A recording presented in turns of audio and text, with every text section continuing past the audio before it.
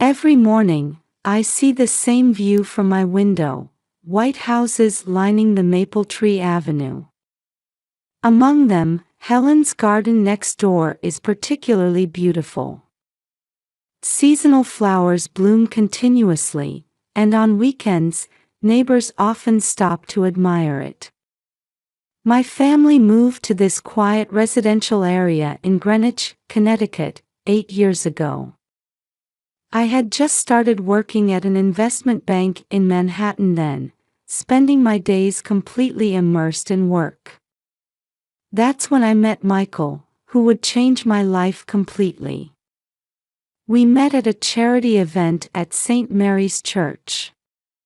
I was in charge of fundraising, and Michael was representing the church's young members. His serious and sincere demeanor, along with that occasionally mischievous smile, quickly captured my heart. 2 years after our marriage, our son Noah was born. The moment his tiny hand gripped my finger, I knew I would do anything for this child. Even after returning from maternity leave, Michael remained actively involved in childcare. Working for an IT company with frequent work-from-home options, he could spend time with our son even on weekdays. Our lives changed dramatically 3 years ago when Michael's mother, Martha, moved in with us. After Michael's father passed away, she said she felt uneasy living alone. As a former pediatrician, her offer to look after Noah seemed like a godsend for us working parents. On the surface, it appeared to be the perfect family arrangement. At PTA meetings, Martha was known as an exemplary grandmother.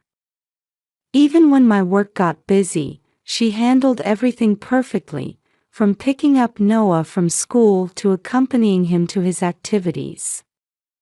But when did it start? When did our son begin to change? He started crying in the middle of the night, clinging to my arms saying he'd had scary dreams. His grades gradually declined. His teacher started reporting that he often seemed sleepy during class. Each time, I blamed myself. I thought it was because I was too caught up with work and spending less time with him. I had to go to the office more frequently for sudden meetings on weekends, reducing our family time.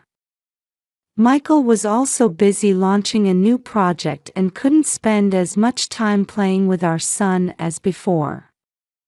But it's okay, we have Martha, I would tell myself as I boarded the Metro North train every morning, Starbucks coffee in hand. On the Greenwich station platform, I would chat with other commuting mothers, sometimes feeling their envious glances. "You're so lucky, Amy. A wonderful husband and such a caring mother-in-law. You don't have to struggle with daycare like we do." Whenever I heard such comments, I felt both guilty and somewhat proud. But at the same time, the anxiety lurking in the depths of my heart grew day by day. My morning routine is always the same. The alarm goes off at 6:30, I take a shower and do my makeup. By 7, I'm in the kitchen turning on the coffee maker.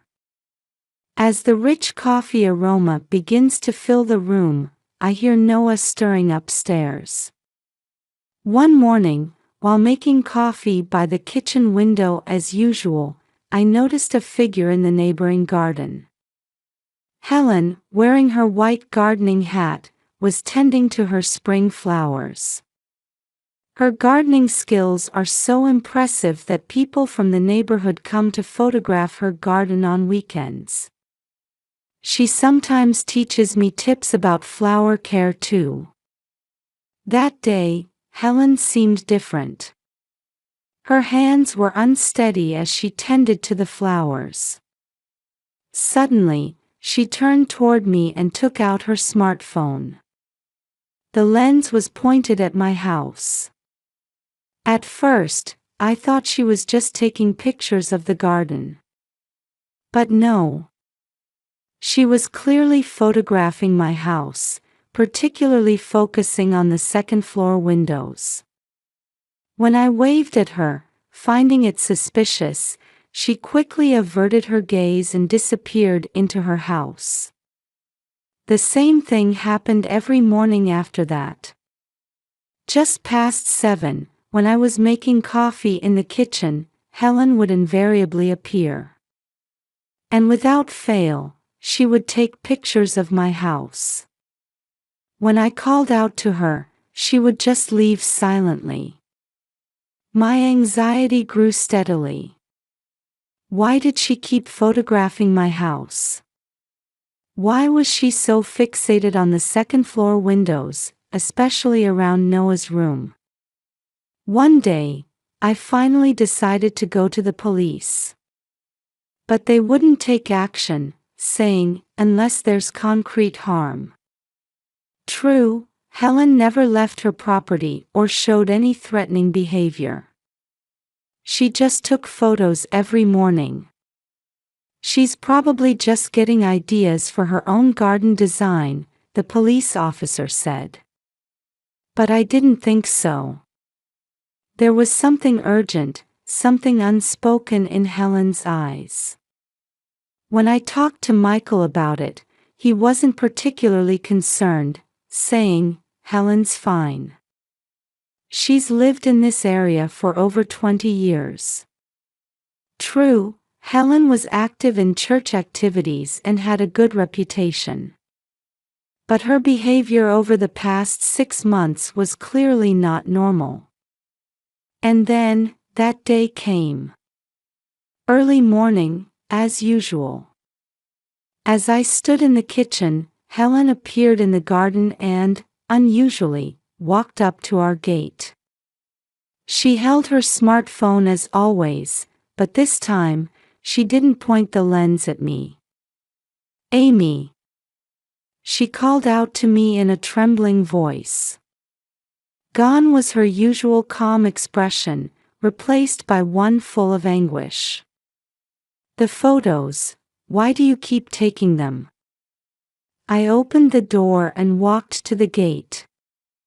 We faced each other on the misty sidewalk. "Look, your son."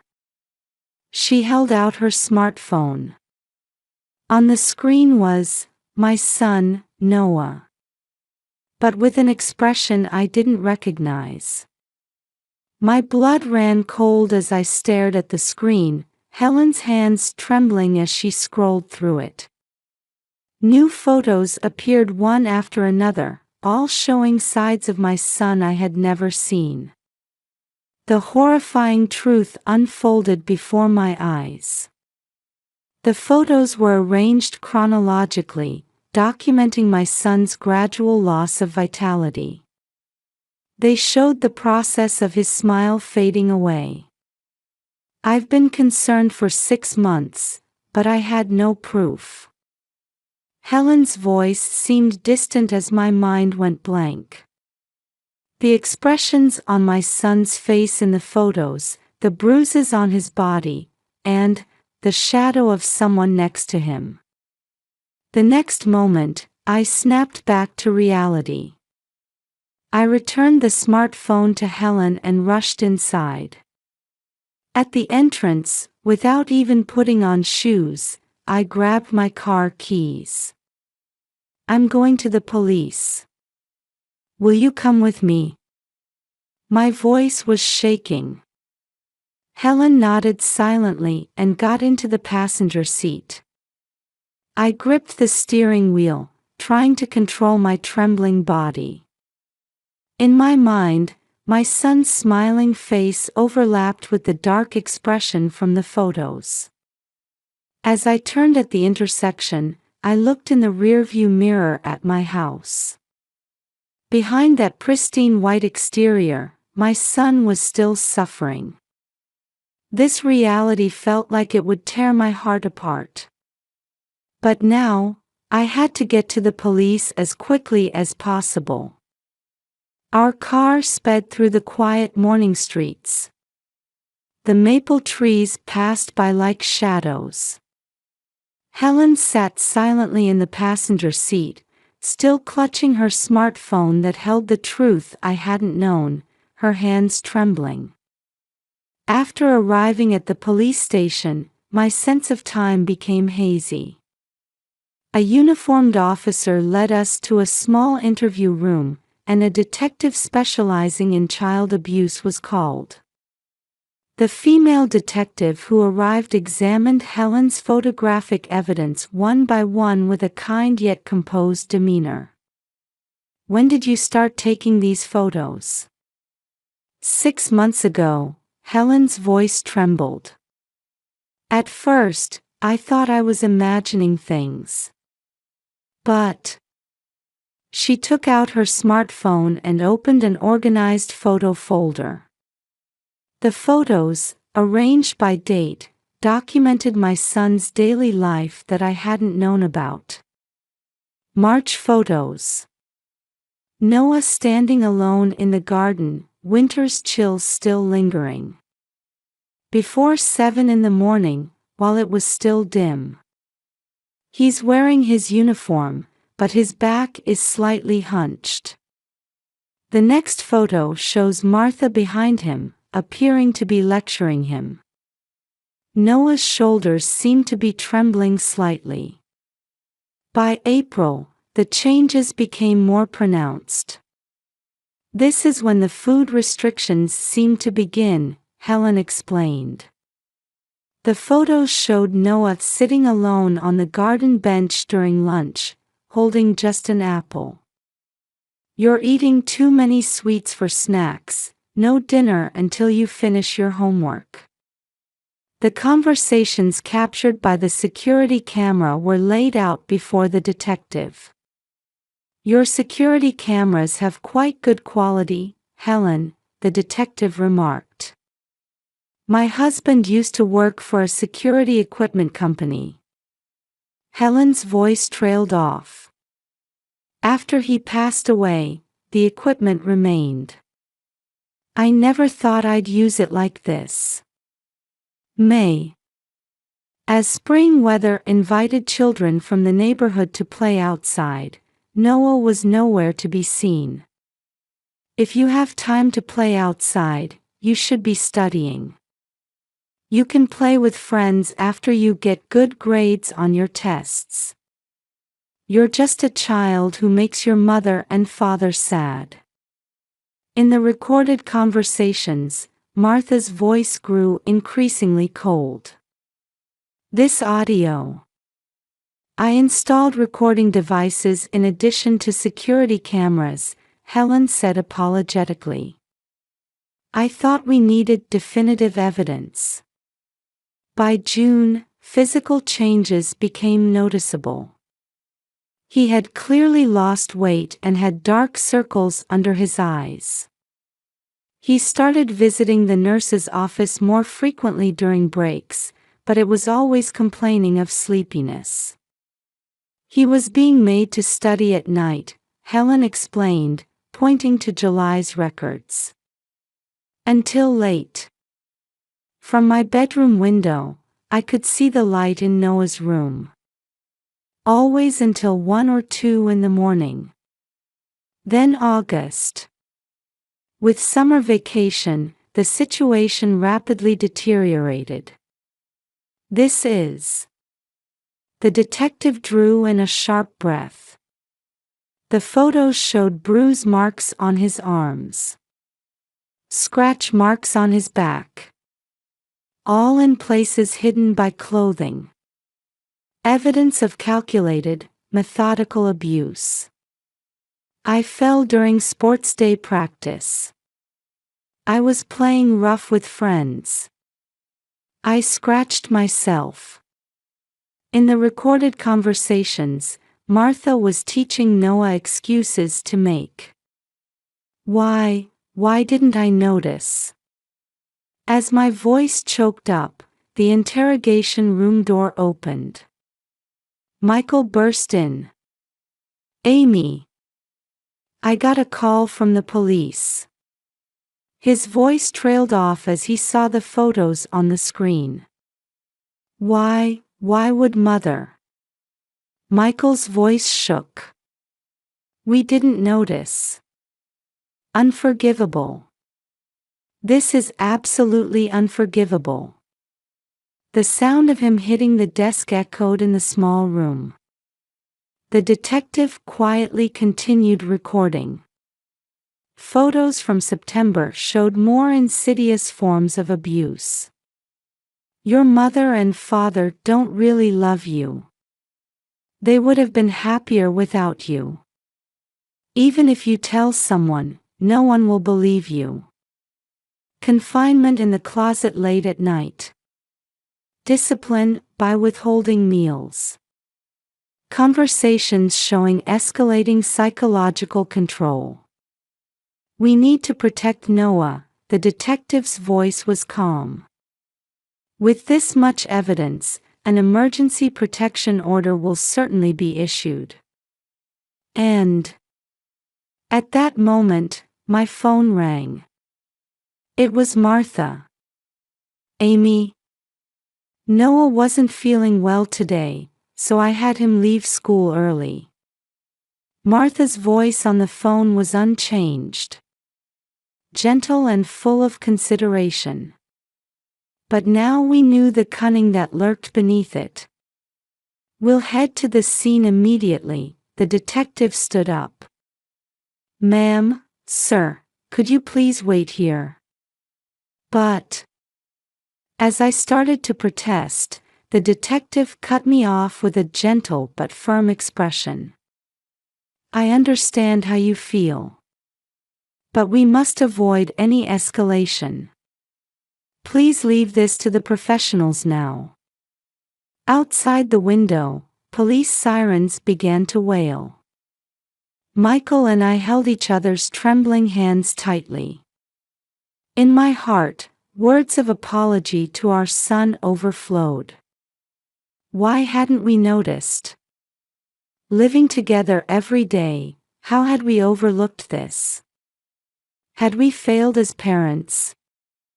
Unanswerable questions weighed heavy in the room's air.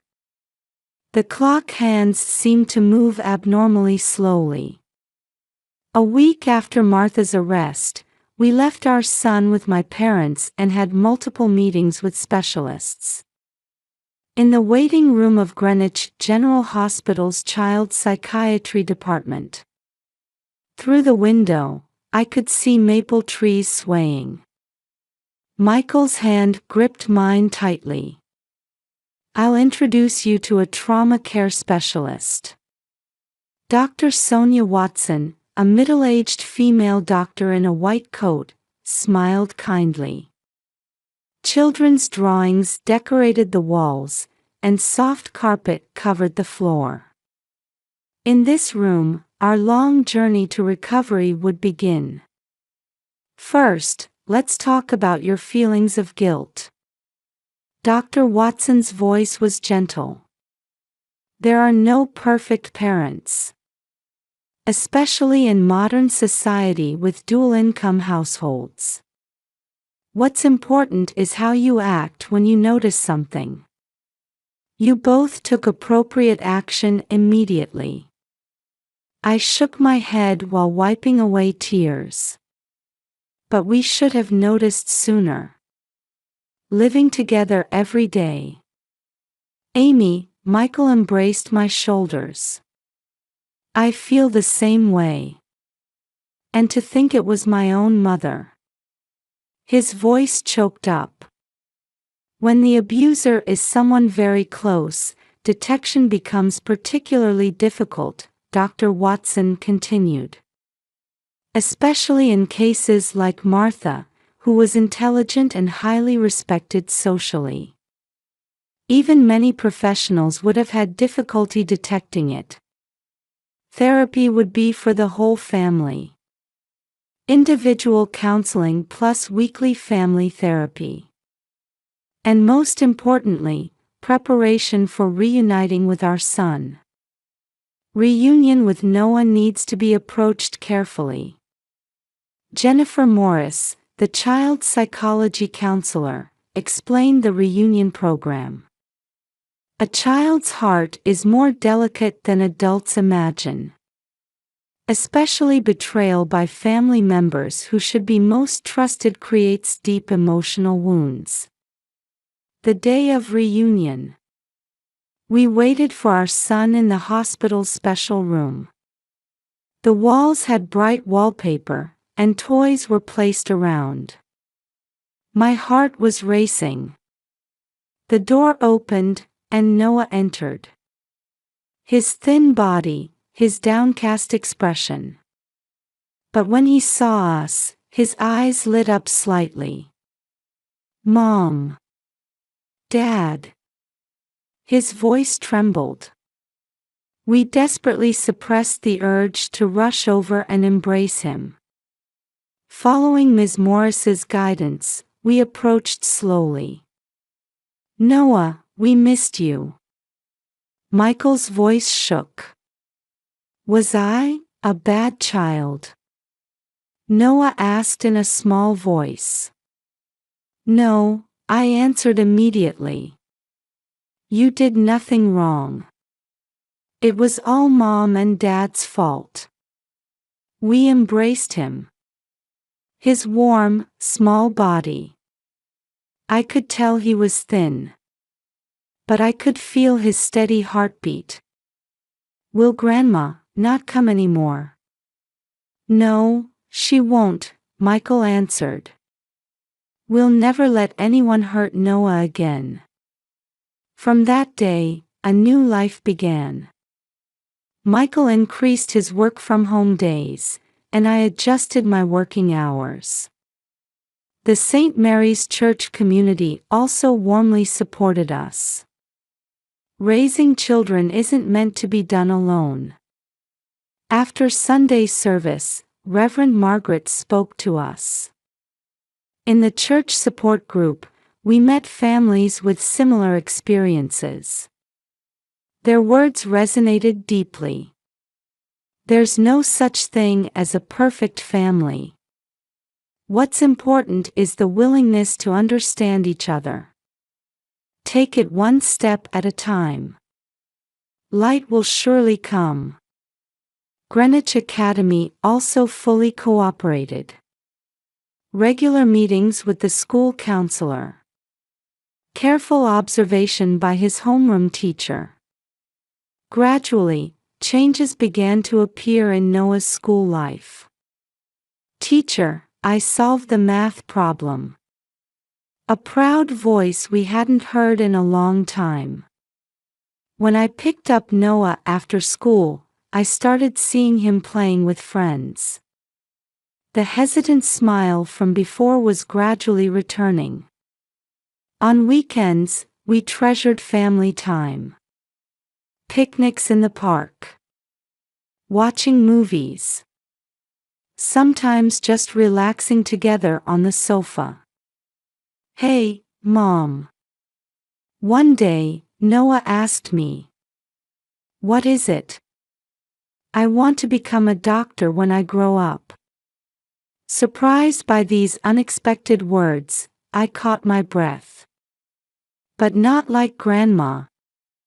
I want to be a doctor who really helps people in trouble. Fighting back tears, I nodded. You can do it. Mom and Dad will always support you. Michael also changed gradually. While his anger and disappointment towards his mother haven't disappeared, he's learned to channel them constructively. He began participating in child abuse prevention activities and sharing his experience. If our failure to notice can help someone else. My husband's face showed more strength than before when he spoke these words. Our relationship with Helen also deepened. Her courageous action had saved our family. If I had children, I'm sure I would have been just as desperate as you were. One day, while doing garden work, Helen said softly. But you did more for him than his real grandmother ever did. I responded with heartfelt gratitude. The road to recovery has only just begun. Sometimes, Noah still wakes up from nightmares in the middle of the night. Michael and I still struggle with feelings of guilt. But we're definitely moving forward. Our family bonds, though wounded, have grown stronger. A year has passed since then. At the Connecticut Supreme Court. In the solemn courtroom, Martha's sentence was pronounced. 7 years in prison. No chance of parole. Martha showed no signs of remorse until the end. I was doing the right thing. I was just trying to raise a perfect grandson. As I listened to those words, I stared into her eyes. There was something like conviction rather than madness in her eyes. The psychiatric evaluation revealed severe obsessive-compulsive personality disorder and an abnormal expansion of her desire for control. As we left the courthouse, Michael squeezed my hand tightly. It's over now. Yes, finally. But the real ending is still far ahead. Rather, this was a new beginning. On Greenwich Academy's playground. Noah plays with his friends as cherry blossoms flutter in the air. He no longer shows that timid behavior from before. His occasional laughter carries on the spring breeze. Amy, look at this. Mr. Jones, his homeroom teacher, showed me Noah's latest test. Perfect score in math. Moreover, all the calculation steps were properly written out. What's most wonderful is his attitude toward helping friends. When he sees someone struggling, he reaches out on his own. Weekend at St. Mary's Church. Today is a special day. A lecture on child abuse prevention. Michael stands at the podium. Abuse doesn't always appear in obvious forms. Especially when the perpetrator is someone who should be most trusted. The audience includes people with various expressions. Young couples raising children. Educators. And newly assigned child welfare staff. After the lecture, a woman approached us. I had a similar experience. A trembling voice. But with strong eyes. Hearing today's talk gave me courage. From that day on, the circle of support grew even wider. Monthly self-help group meetings. Online counseling. And a community-wide watchdog network. Helen's garden remains beautiful as ever. But now, there's a new flower added. Noah chose it, she told me happily. White lilies, called the flowers of hope. The pure white petals shine in the morning sun. The inside of our house has also changed gradually. New posters hang in Noah's room. A drawing of his future dream. He wants to become a doctor and help people in need. Next to it, a family photo. This time, taken with genuine smiles. Thursday nights. Family counseling time. Dr. Watson warmly watches over our changes. Recovery from trauma is never a straight line. The doctor's words sink deep into our hearts. But your family has the power to understand and support each other. Noah's essay was posted on the school bulletin board. My dream. I want to become a doctor and help people in trouble. Especially, I want to hear the voices of those who can't speak up. Because I couldn't speak up either. But now it's different. Dad and Mom, and many others, heard my voice. So I want to become someone who can hear others' voices too. When we read that essay, Michael and I hugged each other silently. The tears were no longer for sadness. A new morning. Making coffee in the kitchen as usual. Outside the window, maple buds sway in the wind. From upstairs, I hear Noah getting ready. Mom, can we stop by the park today too? Of course. My son's voice shows no hesitation. No fear or trembling like before. Michael comes down the stairs. He's up earlier than usual. Today, he has a lecture at the Child Abuse Prevention Center. I'm heading out. Take care. Before leaving the entrance, we look at each other.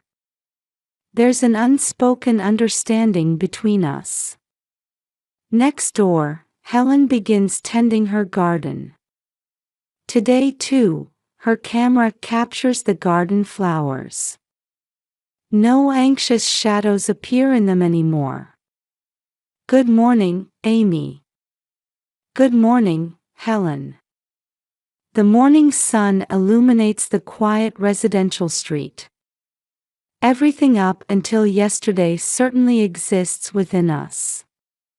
But now it has transformed into strength. That we can stand up even when wounded. That we can speak up. And above all, that we can love each other.